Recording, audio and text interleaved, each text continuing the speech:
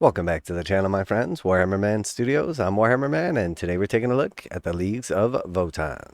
This video is sponsored by CMO Games. More on that later.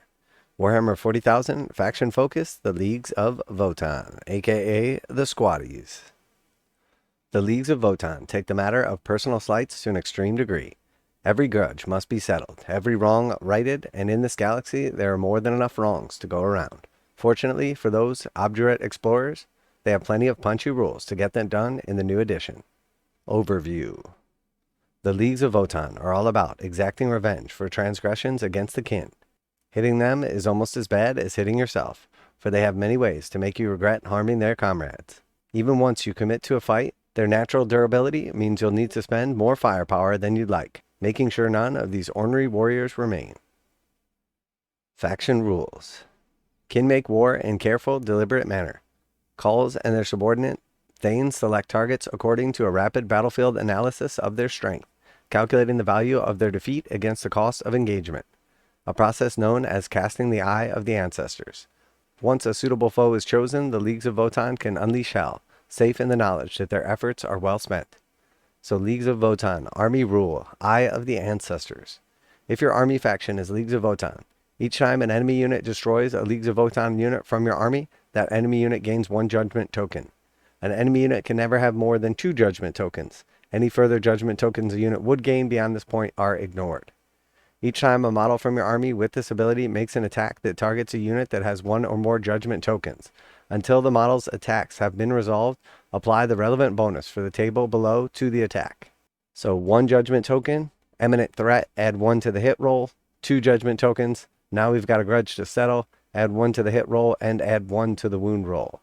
So interesting dynamic. They have definitely changed the rules substantially. I'm not sure how everything is going to balance out, because seeing a bunch of different changes all at once is hard to kind of gauge. But I think +1 to hit and +1 to wound is pretty strong, and it is shooting and combat. So getting 2 judgment tokens on your opponent is going to be a big deal. Getting 1 on them is going to be fairly strong as well, but it really depends if we're hitting on 3s or hitting on 4s. So honestly, I have to see the data sheet because I'm not sure how the kin's stats are actually going to pan out. I think we're probably going to be in for a surprise. The accumulation of judgment tokens spells doom for units that collect them, as blistering autocannon fire and glowing plasma axes alike get more accurate and deadly against those who have wronged you. The Oathbound detachment takes fight to new levels, allowing you to single out a particular foe for retribution. Their ruthless efficiency rewards singular focus with an immense tactical advantage. Picking up 3 free command points right at the beginning of the battle can shape entire games. Leagues of Votann Oathbound detachment rule, ruthless efficiency. At the start of the battle, select 1 unit from your opponent's army. That unit starts the battle with 2 judgment tokens. So right off the bat, everything in your army will be +1 to hit and +1 to wound it. If at the start of any of your command phases that enemy unit is destroyed, you can gain a number of CP depending on how early in the battle you destroyed it, as shown below. You can only gain command points in this way once per battle, and the command points gained in this way are an exemption to the core rules that limit the maximum number of command points you gain per battle to around 1. So, unit destroyed by start of your first or second command phase, 3 command points you gain. Destroyed by your 3rd or 4th command phase is 2, and destroyed by the start of your 5th command phase is 1 command point. With the bonuses to hit and wound rolls for your Eye of the Ancestors, there's little a marked target can do but cling to life, in the hope that their certain demise won't hasten that of their allies. So this is tough because you have to look at how your opponent's going to respond to this. If you pick a key unit of theirs, and you're +1 to hit and wound, and you're going to get a bunch of extra command points for killing it, there's a good possibility they're just going to hide that unit. But it doesn't mean that you can't use that strategically. If you know that they're likely to sacrifice or do some bold play with a unit right at the beginning of the game, you can go +1 to hit and wound that unit, and then maybe they're less likely to do that play that they were planning. We'll see. It's an interesting dynamic, and there's definitely like a psychological aspect to it. All right, so unit spotlight. Oathbands are built around a core of dependable Hearthkin warriors, rough and ready fighters clad in thick void-sealed armor to bolster their natural hardiness. Alright, so this is going to be interesting. Movement is 5, so they are still a little slow. Toughness is 5, so they are durable.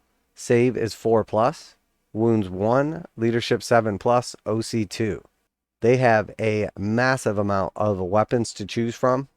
The autark pattern bolter is one of their regular weapons. That is 24-inch range, 2 shots. Ballistic skill 4+, strength 4, 0 AP, 1 damage.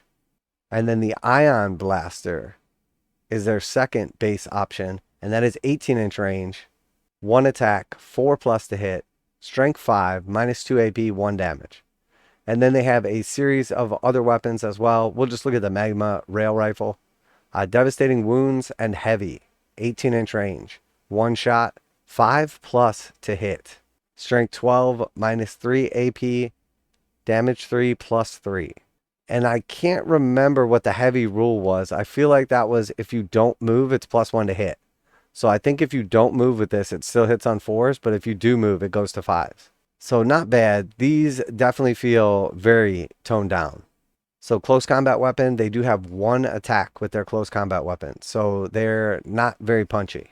So let's look at their abilities. Faction, Eye of the Ancestors. Luck has, needs keep, toil earns. At the end of your command phase, if this unit is within range of an objective marker you control, that objective marker remains under your control, even if you have no models within range of it, until your opponent controls it at the start or end of any turn. So sticky objectives, war gear abilities, panspectral scanner, range weapon equipped by model in this bearer unit have the ignores cover ability, comms array, each time you target the unit with a stratagem, roll a d6 on a 5-up, you gain a command point. Metapack, models in the bearer's unit have a feel no pain 6+, and wave field crest. The bearer has a 4-up invulnerable save. So the metapack, instead of ignoring the first wound, gives them a feel no pain 6+. I think that's really strong. Definitely prefer that. They lost the ability to reroll 1s at a distance from the comms array, but now if you do spend a stratagem on them on a 5-up, you gain 1 command point. So I think that's definitely worse. Hearthkin warriors boast loads of options, allowing tailored teams to tackle particularly irksome targets. Eagle-eyed calls may notice the addition of the high-las rotary cannon as a weapon option, straight from the parts pack sprue of the specialist equipment from Kill Team Gallowfall. So interesting setup. Again, it's very difficult to kind of like rate the stats and see how it's all going to flesh out. The kin have some massive changes to them. Obviously, the difference between 2 or 3 judgment tokens, the difference between auto wounding on 4s with max judgment tokens versus just +1 to hit and +1 to wound with max judgment tokens. Massive, massive differences. But the truth is the kin were already nerfed so many different times along the way that if they just roll back some of the insane points increases, even if the units aren't as good, as long as you get more play pieces on the battlefield, I think the kin are going to be in a better shape. Because the fact of the matter is they made them too strong. They raised the points so high that you really can't field an army that has enough pieces to be competitive. Now, you can still win games for sure, but there's just certain matchups you can't win because you don't have enough game pieces. And part of the problem is because they just don't have anything cheap. The warriors have went up far too many points and were far too punchy before. So hopefully the stats are a lot worse on the warriors and the points are a lot lower. If they want to ride in real style, however, there's only one machine that fits the bill. The enormous Hekaton Land Fortress is a big, beautiful brick of a vehicle that ferries whole squads of Hearthkin and Hearthguard into battle while shrugging off gunfire and dishing out beatings all at once. So move is 10, toughness 12, save 2+, wounds 16, leadership 7, OC is 5. So again, it has a ton of weapon options. We see the cyclic ion cannon. It has blast 24-inch range, D6 plus 3 shots, so 4 to 9 shots. Ballistic skill 4+, strength 9, AP 2, damage 2. And then the heavy magma rail cannon. Devastating wounds heavy, 30-inch range, attacks 1, 4+ to hit. So this one hits on 4s, not 5s like the regular magma cannon. Strength is 18, AP is -4, and it's D6 plus 6. So you may notice that we're not seeing like the ignore invulnerable save rules. In many cases, the devastating wounds has sort of like stepped in to replace that. So it's still going to do 7 to 12 wounds, but it's going to have potential to do those mortal wounds as well. And with -4 AP, things are going to be relying on their invulnerable saves. And then we see the Hekaton Warhead. So previously there was 3 different warheads you could choose from. They were all just okay and cost points. Looked like they just rolled it up into one warhead, which is, it makes perfect sense. So it's blast, indirect fire, one shot, 36-inch range, d6 plus 3 attacks. So you're going to have 4 to 9 attacks. 4 plus to hit, strength 7, AP minus 2, 2 damage. So it's definitely not bad. It's better than it was before, in my opinion. So the heavy conversion beamer is the other big gun that you can put on top. And this one has sustained hits, D3, conversion. And the conversion means each time an attack is made with this weapon, if the target is more than 12 from the bearer, an unmodified successful hit of 4+ scores a critical hit. So it is an unmodified hit of a 4+, scores a critical hit, but then you have sustained hits, D3. So it's only 2 shots, but that has the ability to explode into far more. But it does not appear to have that same rule where it hits other units on the way, which is a big difference. So hitting on 4s, strength 10, minus 2, 4 damage.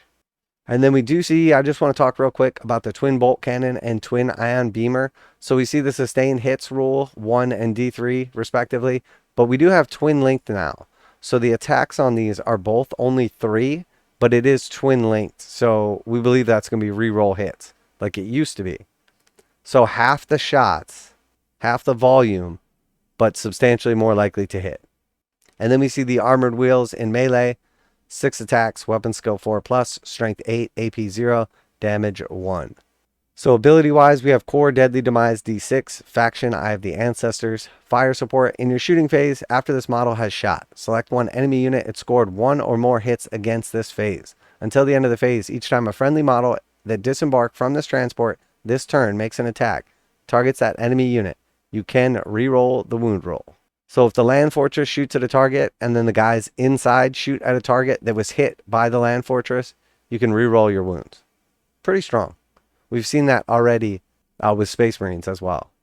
And then war gear abilities, we have the Panspectral Scanner, ranged weapon equipped by the bearer, have the Ignores Cover ability. So previously that was instead of a warhead. We're not sure if that's going to be the case here, but ignoring cover definitely good. And then damage 1 to 5 wounds remaining. When it's got 1 to 5 wounds remaining, subtract 1 from the hit roll. The land fortress is tough as a land raider and packs a fearsome range of armaments. It's right at home supporting the troops that bundle out of its hold, and can ruck it up with dedicated tanks from other factions thanks to the impressive power of the heavy magma rail cannon. So interesting, doesn't seem bad. Again, the points are what matters here. I would rather see all of the Votann units toned down just a little bit and cost less points. Now a quick message from today's sponsor. CMO Games has been selling Games Workshop products online for over 20 years. They carry the full line of Games Workshop products, including Warhammer 40,000, Age of Sigmar, Necromunda, Blood Bowl, paint tools, and more. Almost all Games Workshop products are priced at 15% off MSRP. CMO Games takes pre-orders for most Games Workshop products released at their earliest date possible. 12:01 a.m. on Saturday, they go live. Most of these pre-order products are also priced at 15% off MSRP. CMO Games offer free shipping in the US 48 with an order of $50 or more. Their customer service is top-notch and they ship most orders within 24 hours. Visit CMOGames.com using the affiliate link in the description and let them know that you heard about CMO Games from Warhammer Man. Now back to the video. So on to the weapon spotlight. Though they possess many advanced technologies, the Leagues of Votann prize reliability over raw power and don't carry anything with quite the excess of the Aster Miltarum's Volcano Cannon. What they do have, though, are the esoteric conversion beam weapons, whose new conversion ability multiplies their hits several times over once the beam has enough distance to focus. So the SP conversion beamer conversion sustained hits D3, so it is 24-inch range, 1 attack, ballistic skill 4+, strength 7, AP minus 1, 3 damage. Each time an attack is made with this weapon, if the target is more than 12 from the bearer, an unmodified successful hit roll of 4+ scores a critical hit. So it's one shot. 50% of the time you're going to score a critical hit, and then you're going to get the sustained hits rule. So you're either going to hit or miss 50% either way, but if you hit, you're going to do, instead of 1 hit, you're going to get between 2 and 4. So it's going to be really swingy because you're either going to have 0 hits or you're going to average 3 hits. The AP isn't great, but the damage is strong. So could go either way. They're not bad. It's just different. All right, and then Stratagem Spotlight. Judgment tokens aren't just for improving hit and wound rolls. They also interact with Oathband stratagems to punish transgressions even further. Seeing someone shoot at your allies is bad enough, but when the offending enemy shoots at you, well, the kin don't take that very well at all. And the reactive reprisal is in order. Reactive reprisal, Oathband battle tactics stratagem, 2 command points. When Your opponent's shooting phase, just after an enemy unit that has one or more judgment token has resolved its attacks. Target, one Leagues of Votann unit from your army that was selected as a target of one or more of the attacking unit's attacks. Effect, your Leagues of Votann unit can shoot as if it were your shooting phase, but it must target the enemy unit that just attacked it, and can only do so if the enemy unit is an eligible target. Let's break this down because this is really, really strong. Previously, there were some strong restrictions on who could use this ability. Now there appear to be none. So your opponent shoots you and they have a judgment token. Let's just say they're shooting at your Hekaton land fortress. After they resolve their shooting, you pick your land fortress, you pay 2 command points, and you can shoot as if it were your shooting phase. But you have to target the unit that just shot at you. So this is very, very strong and very, very cool. I would imagine if your opponent's shooting at you like at all, you're going to use this basically every turn. This is very, very strong. I mean, this could be good on bricks of warriors. This could be good on 6-man bike units. This could obviously be good on the land fortress, on your terminators. This is a really strong stratagem. I feel like this is going to get a lot of use. And it's very, very thematic as well, because you can't use this if your opponent isn't shooting at you.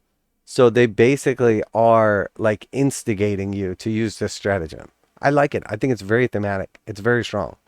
Getting extra turns of shooting is like gold dust to armies with such major firepower potential, and their impressive durability should leave plenty of models alive to send back their own personal thank you.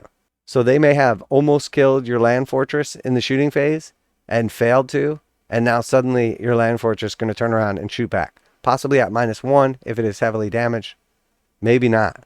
But it's also going to be hitting with its regular ballistic skill, and because you have judgment tokens, either it's going to be +1 to hit or +1 to hit and wound. So there's some serious potential and repercussions if your opponent shoots at you and does not kill what they shoot at. And then finally, a quick word from the studio. The Leagues of Votann rules focus on armies of hardy warriors who defeat their foes through a combination of teamwork, target prioritization, and ruthless efficiency, explains Robin from the Warhammer Design Studio. The profiles on the datasheets have been overhauled, enabling us to better represent the resilience of these warriors and the superior craftsmanship of their weaponry. The Eye of the Ancestors army rule has been simplified, but its essence remains the same. As your opponent's units inflict casualties on your army, they accrue judgment tokens, and the more they have, the more efficiently your forces can eliminate them in turn. In practice, this means that even your rank-and-file warriors can pose a threat to your opponent's elite forces. Alright, and then faction focus. Looks like next we have the World Eaters. So 8 down, on to number 9.